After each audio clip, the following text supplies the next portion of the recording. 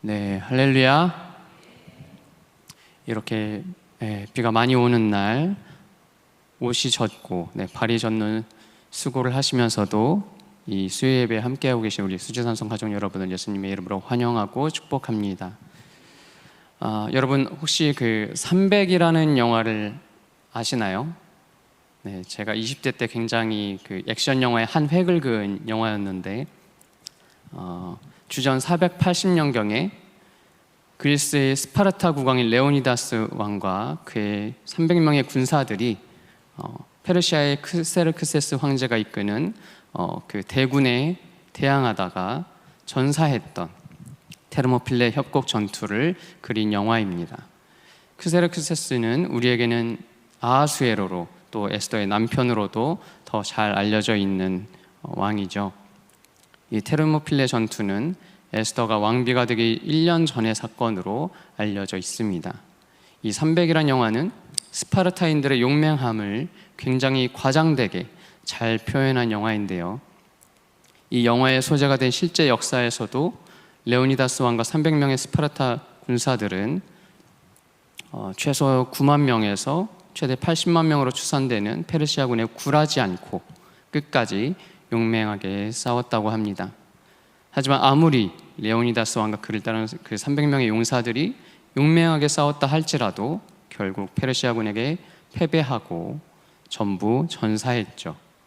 현실적으로 병력 수만 보더라도 300명으로는 상대가 되지 않는, 승산이 전혀 없는 전투라는 걸 누구나 알 수 있습니다. 그런데 우리가 사랑하는 성경과 또 이스라엘의 역사에는 한 명의 지도자와 그를 따르는 300명이 13만 5천 명가량 되는 여러 민족의 연합군을 상대로 승리한 전쟁이 기록되어 있습니다. 그게 바로 오늘 우리가 함께 읽은 기드온과 300명의 이야기죠. 기드온과 300명이 레오니다스와 300명의 그 스파르타 군사들과는 달리 13만 5천 명이라는 어마어마한 미디안과 또 동방 연합군을 상대로 전멸하지 않고 이길 수 있었던 이유는 뭘까요? 네, 기드온과 300명의 군사들에게는 스파르타 군사들 같은 뛰어난 체력도, 무기도, 또 전투 수행 능력도, 전술도 없었어요. 기드온과 300명이 가지고 있었던 건 고작 나팔과 항아리, 횃불이 전부였습니다. 그럼에도 그들이 승리할 수 있었던 이유는 자신들의 능력과 방법 대신 하나님의 방법으로 전쟁에 임했기에 승리할 수 있었던 거죠. 하나님의 방법, 하나님이 알려주신 전술로 미디안과 연합군을 상대했기에 이길 수 있었던 겁니다. 제가 오늘 말씀 제목을 교회가 하사받은 전술이라고 했는데 교회가 하나님께 하사받은 전술이라는 거죠. 그렇다면 전술이 뭘까요? 전술의 정의를 제가 찾아서 한번 정리해 봤습니다. 전술은 전쟁 또는 전투 상황에 대처하기 위한 기술과 방법이고, 전략은 전쟁을 전반적으로 이끌어가는 방법이나 책략입니다. 정리해보면 전략은 전쟁 목표를 달성하기 위한 전체적인 계획이고, 전술은 그 전략 안에서 전쟁 상황에 대처하기 위한 구체적인 방법이라고 할 수 있습니다. 하나님의 입장에서 전략은 하나님이 만드신 이 세상을 더럽히는 죄와 사망, 그 권세를 쥐고 있는 마귀를 세상에서 몰아내고 우리 인류를 구원하시는 것이겠죠. 하나님의 전략은 곧 우리를 구원하시기 위해 세우신 그 구원 계획입니다. 한마디로 구속사죠. 전술은 그 구원 계획을 이루기 위해서 취하는 조치와 기술 또 방법입니다. 하나님께서 오늘도 하나님의 사람들과 교회가 수시로 맞닥뜨리는 영적 전쟁에서 이기고 원수를 제압할 수 있도록 전술을 주셔서 구원 전략을 차근차근 이뤄가고 계십니다. 그렇다면 과연 하나님이 세우신 구원 전략을 필승으로 이끌기 위해서 하나님께서 우리 교회에게 주신 전술, 우리에게 하사해 주신 전술이 무엇인지 기드온과 300명의 미디안 연합군을 상대한 이야기를 통해서 함께 살펴보도록 하겠습니다. 하나님께서 교회가 영적 전쟁에서 이길 수 있도록 알려주신 전술 그 1단계는 나팔을 불라입니다. 나팔을 불어야 합니다. 기드온은 미디안 연합군을 상대하기에 앞서서 자신과 함께한 300명을 세 부대로 나누고 이렇게 말합니다. 오늘 본문 17절, 18절입니다. 그들에게 이르되 너희는 나만 보고 나의 하는 대로 하되 내가 그 진가에 이르러서 하는 대로 너희도 그리하여 나와 나를 좇는 자가 다 나팔을 불거든 너희도 그 진 사면에서 또한 나팔을 불며 이르기를 여호와를 위하라 기도원을 위하라 하라 하니라. 아멘. 네, 제가 여러분을 위해서 진짜 나팔을 한번 가져와 봤는데요.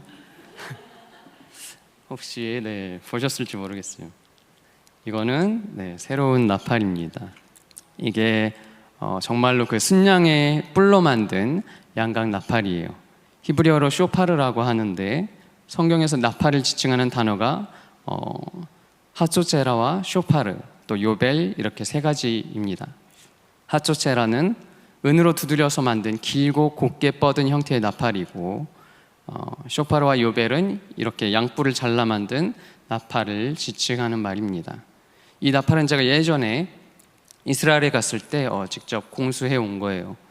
좀 나름 그때 사정으로는 좀 비싼 돈을 주고 고이 모셔온 나팔입니다. 제가 이렇게 교회에서 종종 불었던 나팔은 아프리카 예멘에 정착한 유대인들이 그 지역에 서식하는 그 쿠두 영향이라는 동물의 뿔로 만든 거고, 그거는 이제 소리가 통쾌하고 멋져서 좀 많은 사람들에게 널리 알려지게 된 나팔이고요. 이거는 정말 이스라엘에서 흔히 만들어서 사용하는 순양 뿔입니다. 쿠두 영양 뿔보단 소리가 좀 시원하진 않고 조금 구슬픈 소리가 나요. 기드온은 300명의 사람들에게 자기를 따라서 이 나팔을 불라고 합니다. 이렇게 말이죠.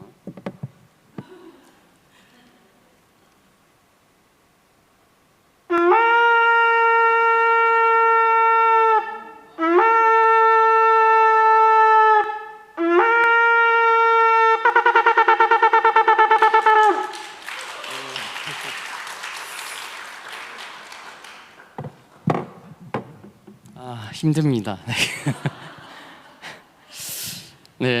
기드온은 이렇게 나팔을 불고 하나님을 위하라, 기드온을 위하라라고 외치라고 하죠. 적진 한가운데에서 칼을 뽑아 들어도 모자랄 판에 기드온은 왜 이렇게 사람들에게 뜬금없이 나팔을 불고 하나님을 위하라, 기드온을 위하라라고 외치라고 했을까요? 그 이유는 기드온이 조상 대대로 내려오는 하나님의 약속을 기억하고 또 믿었기 때문입니다. 하나님께서는 당신의 백성들이 그 가나안 땅에서 살아가는 동안 그들을 압제하고 침략하는 무리가 있다면 그들과 싸우러 나갈 때 이 나팔을 불라고 말씀하셨거든요. 이스라엘 백성들이 전쟁에 앞서서 나팔을 불면 하나님께서 이스라엘을 기억하시고 그들의 대적에게서 구해주시겠다고 약속을 하셨습니다. 민수기 10장 9절입니다. 저희 다 함께 한번 읽어볼까요? 시작. 또 너희 땅에서 너희가 자기를 압박하는 대적을 치러 나갈 때에는 나팔을 울려 불지니 그리하면 너희 하나님 여호와가 너희를 기억하고 너희를 너희 대적에게서 구원하리라. 아멘. 하나님께서는 이 약속대로 이스라엘이 가나안에 들어와서 처음 마주한 그 여리고성을 함락할 때 이 나팔을 불도록 말씀하셨고, 나팔 소리와 백성들의 함성 소리에 맞춰서 그 단단하고 견고한 여리고 성벽을 허무셨습니다. 여리고 함락 전쟁 이후에 또 하나님께서 나팔 소리를 기억하시고 이스라엘 대신 싸우신 두 번째 전쟁이 바로 오늘 우리가 살펴보고 있는 기드온의 군대와 미디안 연합군의 전쟁입니다. 22절에 보면 기드온과 300명이 일제히 미디안 진영을 둘러싸고 나팔을 불자 하나님께서 미디안 연합군이 서로 칼로 치게 만드셨다고 기록하고 있어요. 여호수아가 마주했던 여리고도 또 기드온이 맞섰던 미디안도 모두 하나님이 이스라엘 진영 앞에 나가 싸우셔서 성벽을 허무시고 또 적군을 물리치신 전쟁이었습니다. 진열을 갖춰서 나팔을 불며 성벽 주변을 7일 동안 도는 것도 또 적진을 둘러싸고 나팔을 부는 것도 사람의 생각과 상식으로는 도무지 이해하기 어려운 전술이었어요. 어딜 봐도 공격처럼 보이지 않으니까요. 적을 제압하고 전쟁에서 승리를 하려면 타격과 공격이 필수인데 나팔을 부는 건 전혀 공격 행위로는 보이지 않죠. 그럼에도 분명히 여리고 성벽은 함락됐고 미디안 연합군은 병력에 치명적인 손실을 입고 도주했습니다. 하나님이 이스라엘을 대신해서 직접 나서서 싸우신 덕분이죠. 그래서 하나님의 성어 중에 전쟁에 능하신 만군의 하나님 아도나이 ጼ바옷이라는 이름이 있는 것입니다. 다윗도 만군의 하나님을 알았기에 한낱 목동임에도 불구하고 만군의 하나님을 의지하여서 골리앗에게 달려나갔던 거죠. 기드온과 300명의 군사들은 이 만군의 하나님 여호와를 온전히 의지했기에 칼과 창을 의지하기보다 자신들을 대적에게서 구원하시겠다고 약속하신 하나님과 그분의 약속을 믿고 일제히 나팔을 불었습니다. 우리도 삶의 온갖 전쟁과도 같은 상황에 맞닥뜨리게 될 때 기드온과 300명의 군사들처럼 하나님을 온전히 신뢰하고 의지할 줄 알아야 합니다.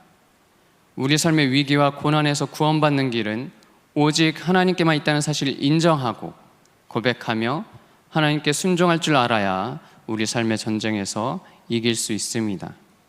우리는 문제가 생기면 굉장히 많은 계산들을 하죠.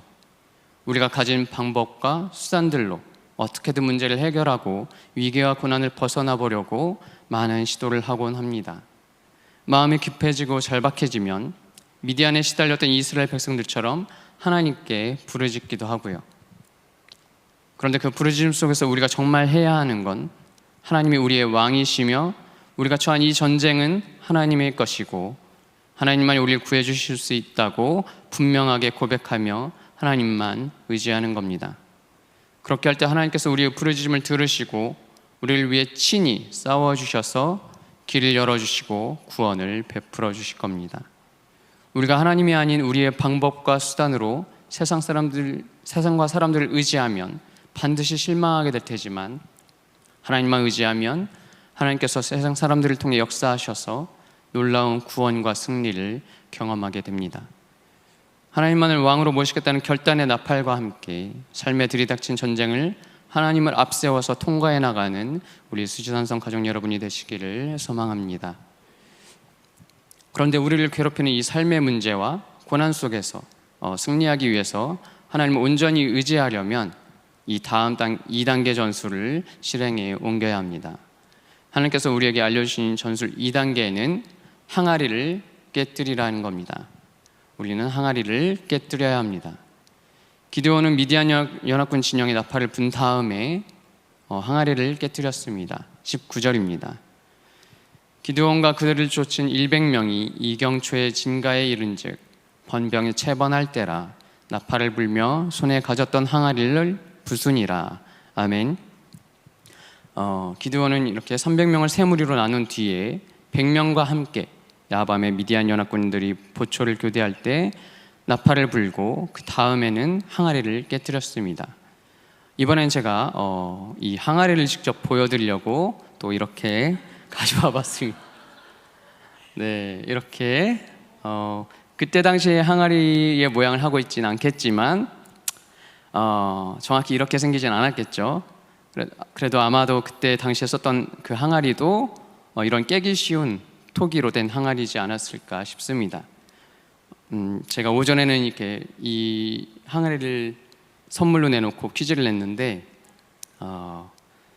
제가 미처 이걸 2개를 샀어야 된다고 생각을 하지 못하고 하나만 사가지고 오전 분에게 이거는 드리기로 하고 저녁에는 퀴즈를 미처 내지 못하는 점을 양해해 주시기 바랍니다.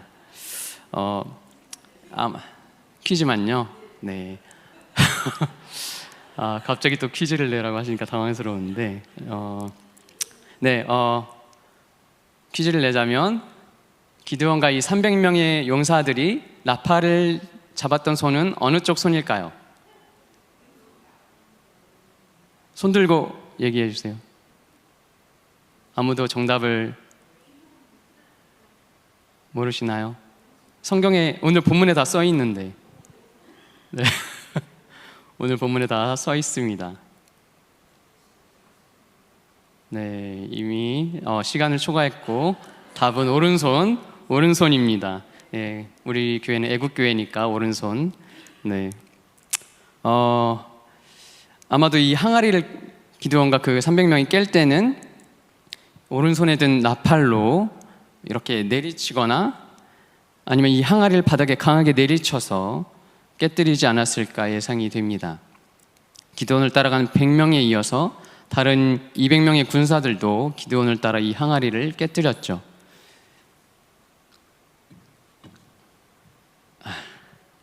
무겁네요. 네.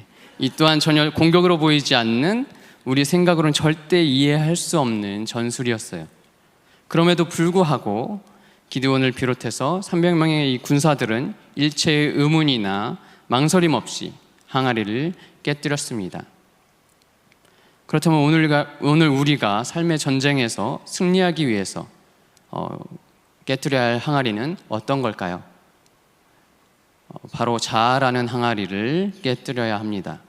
우리는 저마다 자기 생각과 경험, 또 자기 고집으로 빚어진 단단한 항아리 속에 갇혀서 하나님을 의지하지도 못하고 하나님의 뜻에 순종하지도 못할 때가 많이 있어요. 그런 사람의 상태에 대해서 이사야 선지자도 이렇게 책망을 했습니다. 이사야 45장 9절입니다. 우리말 성경으로 준비했는데 제가 읽겠습니다. 아, 너희에게 재앙이 있을 것이다. 바닥에 뒹구는 질그릇들 가운데 하나인 주제에 자기를 만드신 분과 다투는 자야. 진흙이 토기장에게 무엇을 만드느냐 하고 묻겠느냐. 작품이 작가에게 이 사람은 도대체 손도 없느냐 하고 말하겠느냐. 아멘. 이처럼 우리는 다 내가 옳다고 생각하고 내 능력과 지혜를 의지하면서 살다가 문제나 고난을 당하면 하나님께 되려 반항하고 불순종하려는 습성이 있습니다. 그렇게 우리가 살면서 당면하게 되는 이 영적 전쟁에서 하나님의 능력으로 승리하려면 이 단단한 자아의 항아리를 깨뜨려야 합니다. 우리 자아의 불순물들은 우리 영혼을 거룩에서 멀어지게 하고 되려 그것들이 우리 안에서 묵어서 우리 영혼을 부정하게 만듭니다. 하나님께서는 이스라엘 백성들에게 정결법을 정해주실 때 부정한 것에 다 부정해진 그릇은 깨뜨려 버리라고 말씀하셨습니다. 레위기 11장 33절입니다. 그것 중 어떤 것이 어느 질그릇에 떨어지면 그 속에 있는 것이 다 부정하여지나니 너는 그 그릇을 깨뜨리라. 아멘. 따라서 우리는 우리 안에서 하나님을 인정하지 않고 불순종하게 만들어서 우리를 거룩으로부터 멀어지게 만드는 이 자아의 항아리를 과감히 깨뜨려야만 합니다. 자아를 깨뜨린다는 건 내 한계와 무능력함을 인정하고 내 능력보다 하나님의 능력을, 또 내 계획보다 하나님의 계획을 신뢰하는 겁니다. 내 생각과 경험, 또 판단과 고집 같은 그 육신의 것들을 내려놓는 거죠. 선택하지 않는 겁니다. 내 뜻을 고집하기보다 하나님 뜻에 순종하고 내 힘으로 해결하려 하기보다 하나님의 힘과 능력을 구하는 겁니다. 기드온도 처음부터 하나님께 순종할 수 있었던 사람은 아닙니다. 기드온은 하나님이 그를 큰 용사로 부르시며 사사로 세우시려 했을 때 선뜻 받아들이지 못했고 하나님의 사자가 진짜인지 믿지 못했으며 아버지의 바알 제단을 허는 일은 너무 두려워서 밤에 몰래 행했습니다. 성령이 임했음에도 불구하고 하나님을 양털로 2번이나 시험했고 그럼에도 두려워하니까 하나님께서 미디안 보초병의 꿈 얘기를 통해서 확신을 주신 후에야 하나님을 믿고 순종할 수 있게 됐죠. 그때서야 미디안 연합군의 적진에서 하나님을 의지해서 나팔을 불고 항아리를 깨뜨릴 수 있는 사람이 되었습니다. 그 전까지는 기드온도 자기 생각과 고집이 강해서 하나님을 온전히 의지하지 못하는 사람이었죠. 기드온은 이스라엘 미디안으로부터 구해낼 사사로 부름받고 또 미디안 연합군에 실제로 맞서기까지 하나님께 다루심을 받으면서 자신 안의 자아라는 항아리를 차례차례 깨뜨려 왔던 겁니다. 전에도 몇 번 말씀드렸지만 저도 처음부터 이렇게 사역자로서의 부르심에 순종했던 건 아니었습니다. 지금으로부터 한 15년 전쯤이었는데요. 그때 제가 하나님이 원하시지 않는 그 직업을 그만두길 망설이다 보니까 하나님께서 건강을 잃을 뻔하는 사건을 제게 허락하셨습니다. 양쪽 신장과 왼쪽 요관에 결석이 발견됐는데 왼쪽 요관을 맡고 있는 결석 때문에 왼쪽 신장이 너무 부어서 조금만 늦었으면 신장 하나를 잃을 뻔했다고 병원에서 그러더라고요. 바로 결석들을 충격파 세석술로 부수는 시술을 받았는데 다른 그 결석들은 충격파로 다 제거가 됐거든요. 그런데 이 왼쪽 요관을 맡고 있는 이 결석은 아무리 충격파를 쏴도 부서지질 않더라고요. 왼쪽 요관 결석을 제거하는 데만 병원을 5번을 넘게 다니면서 시술을 받았던 기억이 납니다. 이 요관을 맡고 있던 그 결석의 크기가 한 5mm 정도 됐었는데 몸 안에서 생긴 그 조그만 결정체 하나 때문에 이 몸에서 중요한 신장이 소실될 뻔했다는 게 좀 기가 막히더라고요. 그때 하나님이 제게 딱 깨닫게 해주셨던 게 제 자아가 그 작은 결석처럼 참 알량함에도 불구하고 너무나 완고하다는 사실이었습니다. 심히 완고한 그 자아 때문에 하나님의 질병을 통해서 저에게 깨닫게 하셨던 거죠. 제 신장이 작디 작은 돌 하나 때문에 붓고 상하고 죽어갔던 것처럼 제 알량한 자아 때문에 제 영혼이 붓고 또 상하고 종국에는 죽어가고 있었다는 걸 말입니다. 그때 사람도 이 알량한 자아 때문에 구원 못 받고 지옥에 가는구나. 알량한 죄인의 자아가 이렇게 깨지질 않아서 죽음에 이르는 거구나. 그런 생각을 하면서 결석 제거 시술을 받고 있던 그 자리에서 그걸 깨닫고 펑펑 울었던 기억이 납니다. 여러분, 이처럼 우리의 영이 알량한 자아에 가로막혀 있으면 인생의 문제와 고난과 또 전쟁 같은 상황 속에서 하나님을 의지하지도 못하고 또 순종하지도 못하게 됩니다. 그렇게 그 시간과 자리를 벗어나지 못하고 계속 짓눌리다가 자칫 믿음을 잃게 되면 안 되잖아요.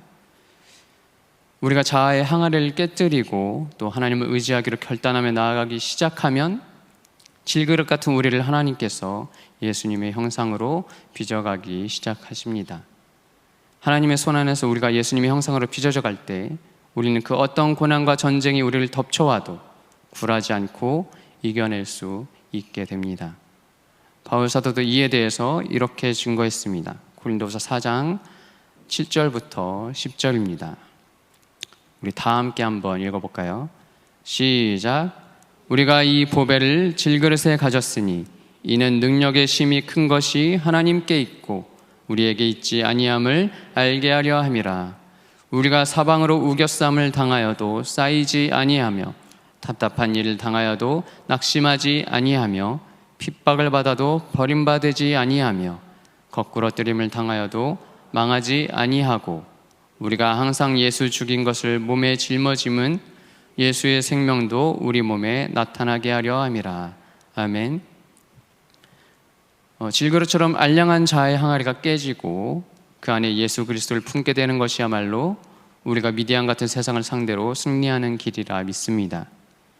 질그릇처럼 알량한 자아의 항아리를 깨부수고 하나님을 의지하고 순종해서 우리의 부서진 모습을 통해 하나님의 능력과 예수 그리스도의 생명을 주변에 증거하며 승리하는 우리 모두가 되기를 또 간절히 소망합니다. 이제 우리는 하나님을 온전히 의지하는 나팔도 불고 자아라는 항아리도 깨뜨리는 전술을 수행했습니다. 그러나 이 마지막 3단계 전술까지 실행하지 않으면 결코 승리로 이어질 수 없는데요. 우리를 승리로 이끄는 마지막 전술 3단계, 그 전술 3단계는 횃불을 들라는 겁니다. 우리는 횃불을 들어야 합니다. 기드온과 300명의 군사들은 일제히 나팔을 불고 항아리를 부순 뒤에 손에 횃불을 들었습니다. 본문 20절입니다. 세대가 나팔을 불며 항아리를 부수고 좌수에 횃불을 들고 우수에 나팔을 들어 불며 외쳐 가로되 여호와와 기드온의 칼이여 하고. 아멘. 기드온과 이 300명의 군사들은 이렇게 왼손에는 횃불 또 오른손에는 나팔을 들고 하나님을 높이며 미디안 연합군을 대적했죠. 그 결과로 미디안 연합군은 하나님이 치셔서 혼비백산하여서 이리저리 도망갔습니다. 우리도 기드온처럼 전쟁에 이렇게 임할 때 횃불을 들어야 하는데 이 횃불은 하나님의 언약과 하나님의 현현, 임재를 상징합니다. 하나님께서 아브라함에게 나타나셔서 언약을 맺으실 때 하나님께서 직접 횃불을 들고 재물 사이를 지나가시면서 언약을 맺으셨거든요. 창세기 15장 13절부터 18절에 이렇게 기록되어 있습니다. 제가 우리말 성경으로 준비했습니다. 여호와께서 그에게 말씀하셨습니다. 너는 분명히 알아라. 내 자손이 다른 나라에서 나그네가 돼 그들을 섬길 것이며 400년 동안 그들은 내 자손을 괴롭힐 것이다. 그러나 내가 내 자손들이 섬기던 그 민족을 반드시 심판할 것이며 그 후 내 자손이 많은 재산을 갖고 나올 것이다. 그러나 너는 복된 노년을 보내다가 평안 속에서 땅에 묻혀 내 조상에게로 돌아갈 것이다. 내 자손은 4대 만에 여기로 돌아올 것이다. 이는 아모리 족속의 죄악이 아직 가득 차지 않았기 때문이다. 해가 지고 어둠이 덮이자 연기나는 화로와 불붙은 횃불이 그 쪼갠 고기들 사이로 지나갔습니다. 그날에 여호와께서 아브람과 언약을 맺으시며 말씀하셨습니다. 내가 내 자손에게 이집트 강에서부터 큰 강 유프라테스 강까지 이 땅을 주었다. 아멘. 이처럼 횃불은 하나님의 언약을 의미합니다. 그리고 하나님께서 오늘 우리에게 주신 언약은 곧 하나님의 말씀이죠. 여러분, 우리가 자아를 깨뜨리고 하나님을 온전히 의지하기 위해서는 바로 이 하나님의 말씀을 매일 가까이 하며 횃불처럼 붙들어야 합니다.